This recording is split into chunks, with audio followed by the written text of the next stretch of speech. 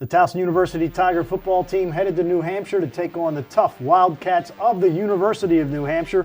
We'll see how that game went as the Tiger Football Report starts now.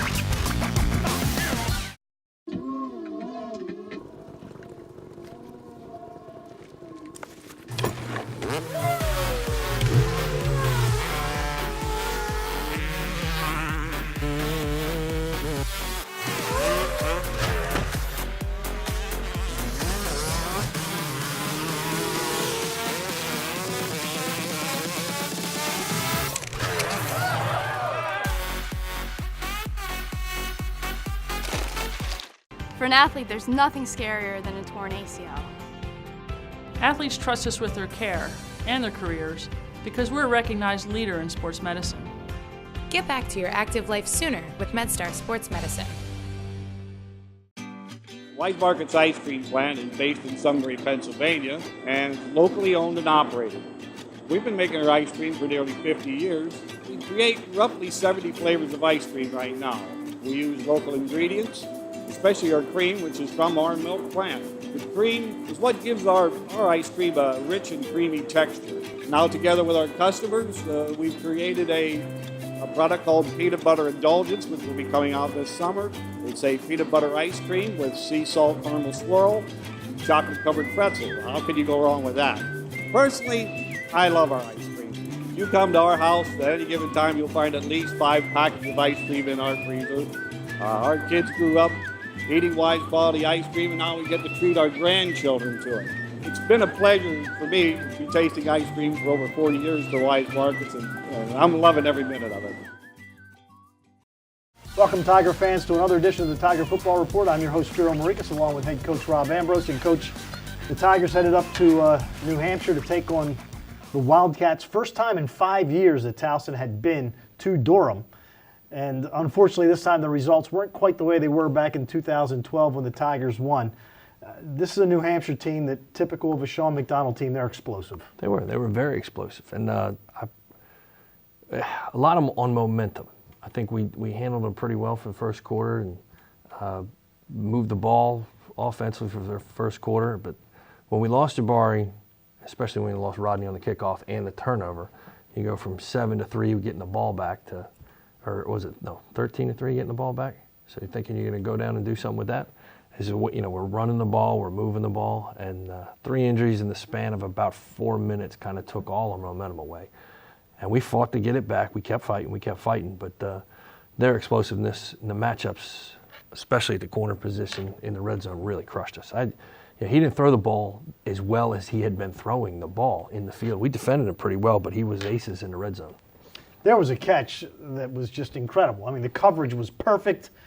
The pass could have only gone in like a 5-inch window, and it was right there for a touchdown. I think you watch the game in its entirety, you'll see about 4 different versions of tipped balls in different ways, shape, or form, and they ended up with every one of them but one.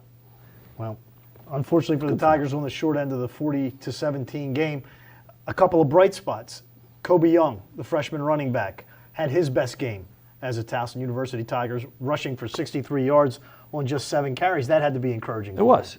And as we talked about what our game plan was, and part of it was being able to run the football against them.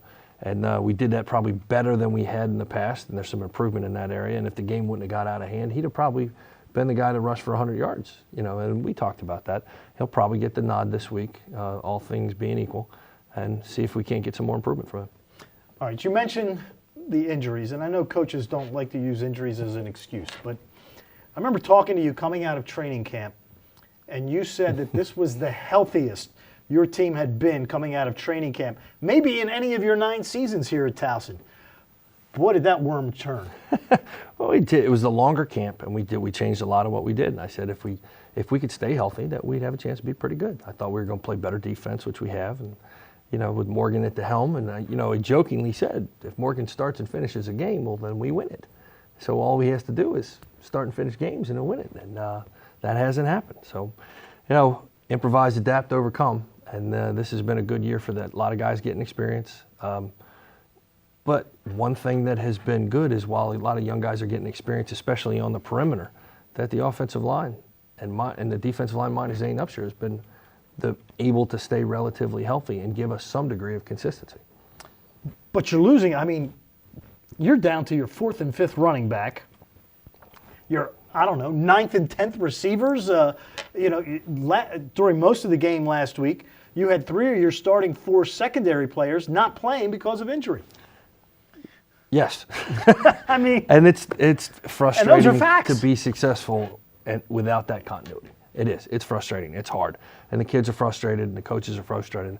And the good thing is when I look in their eyes, that there's a strong degree of pride in that building, that everybody wants to keep fighting. They love the game, they love this place, and they want to represent it the right way. And it shows. You look in the 4th quarter, and we played our faces off and kept playing our faces off, scored twice in the 4th quarter, and we're not going to lay down. But we got to find a way to stay healthy.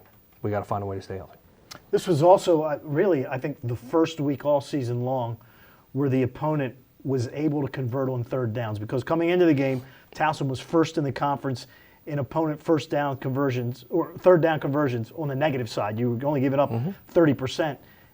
And New Hampshire was dead last in the league in converting 3rd down conversions. They had done a not so admirable job in the past, and we really didn't think that their run game was going to be as solid as it was. That with some of the injuries they had, and that's not been something they've been able to hang their hat on, and focused on some of their intricacies in the pass game because they like to throw the kitchen sink at you. And we didn't handle the run game very well. We were out of gap position a couple times, and it hurt us, and it kind of snowballed.